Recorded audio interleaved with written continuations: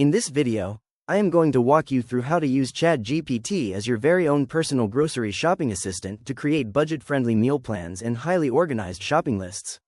Let's jump right in. I start by opening up my browser and heading over to the Chatgpt interface.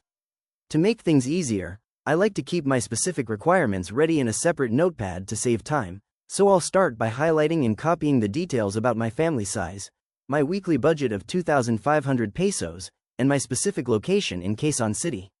I'll paste all that information directly into the message bar and hit the send button to get the process started. Almost immediately, Chatgpt begins acting as my assistant, acknowledging my budget constraints and generating a preliminary list.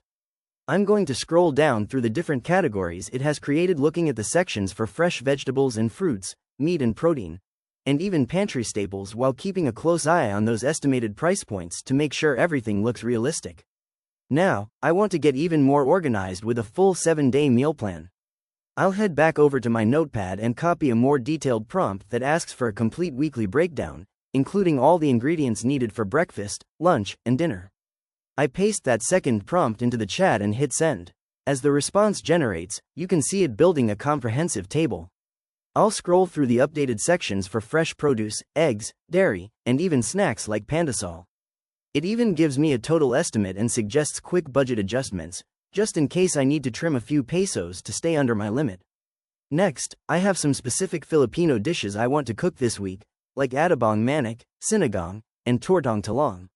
I'll copy my preferred menu from my notes and ask Chatgpt to regenerate the entire grocery list based exactly on these meals so nothing goes to waste. Once I paste and send that message, I'll scroll down to see the updated quantities and items tailored specifically to my family's tastes for the week. Finally, to make the actual shopping trip as smooth as possible, I'm going to ask Chatgpt to reorganize this entire list into 2 separate shopping categories. One for the palengke to get the best prices on fresh items, and one for the supermarket for packaged goods. I'll copy this final instruction from my notes, paste it in, and hit send one last time.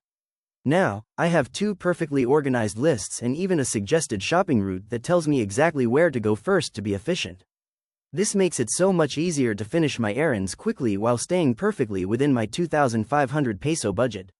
If you found this walkthrough helpful, please consider liking the video and subscribing for more quick AI tips and tutorials.